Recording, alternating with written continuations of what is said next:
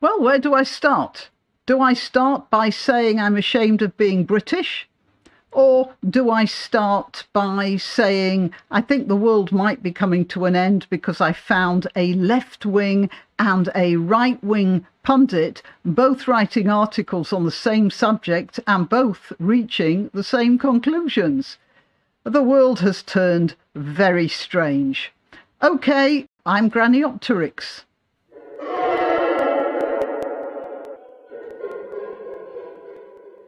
Let's start with this. Brendan O'Neill, he writes for an online magazine called Spiked, is a British pundit and author. He was the editor of Spiked from 2007 to 2021, and he was once a Trotskyist, formerly a member of the Revolutionary Communist Party, and used to write for Living Marxism. I subscribe to Living Marxism, by the way.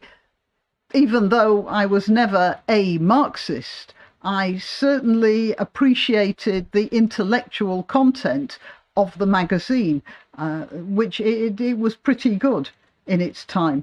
And Richard Littlejohn is an English author, broadcaster and opinion writer who been a columnist for The Sun, which is he's considered very right-wing. So they're coming both from both ends of the political spectrum, and yet in their reporting of the terrible accident that happened in Gaza, where 7 aid workers were killed by Israeli bombing, they both have reached the same conclusion.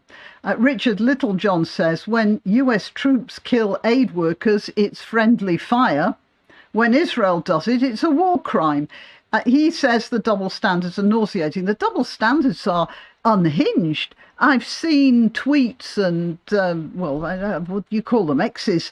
Anyway, whatever. I've seen them in which people say, oh, well, you know, Israelis, they're just murderous. They're just murderers, and they just murder, and they just lie about stuff, so this is only to be expected. That's a terrible thing to say.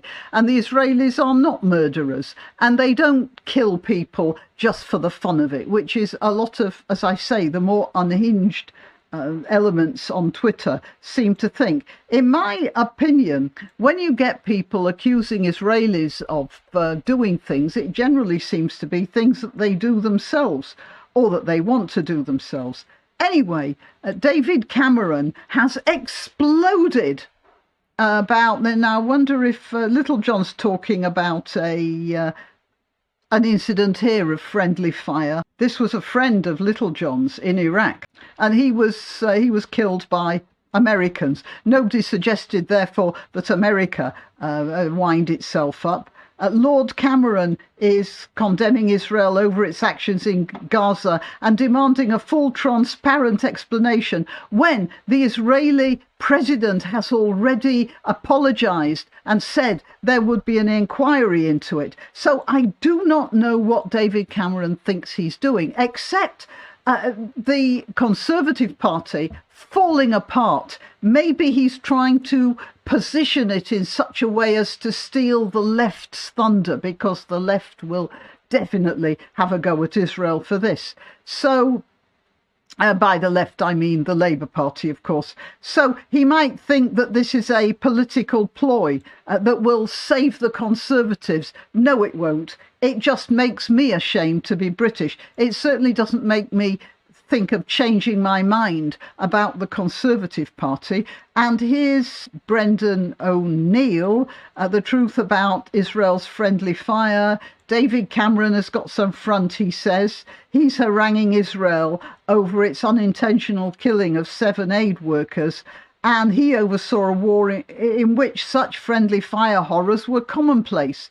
Yes, they were. And because war is hell, war does end up killing the goodies as well as the baddies, one way or the other. And here we have, this is just a little clip from 1991, where 9 British soldiers were killed by 2 US Air Force attack aircraft who mistook who they were. And there was a Hansard debate about this. And it was all very gentlemanly and sort of, yeah, these sort of things happen in war type of attitude. And you get David Cameron making faces. I mean, the photograph, no, not here, hang on, it'll be in the other one. Oh, the photograph they picked of him here. He did look, I don't know whether that's from this particular comment, but he did look very much like this, full of bile and this is terrible and all the rest of it. And yeah, it is terrible, but it isn't a war crime.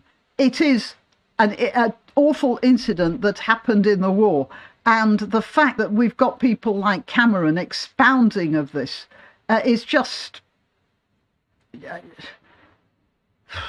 I mean, the word distasteful came into my head, but it's far worse than distasteful. As Little John says, Hamas has made no secret of the fact it wants to slaughter Jews and wipe Israel off the face of the earth. Yet, absurdly, it's Israel being accused of genocide. I actually don't understand Cameron's attitude here. As I said, I think possibly he's just trying to steal the Labour Party's thunder, but it's not to anyone's honour. And it's a pretty disgraceful, especially when he's talking about this the day after it happens, when the Israelis have already apologised and said they're going to have an inquiry. And he's accusing them of not doing an inquiry. Yeah.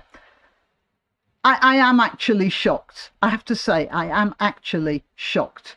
Okay, well, yeah, that's Graniopteryx in a state of shock. Until next time. Why not treat yourself or a favoured relative or friend to these magnificent examples of merch? The mugs and t-shirts come in the Graniopteryx design or Granbo with a firearm or the more deadly knitting needles.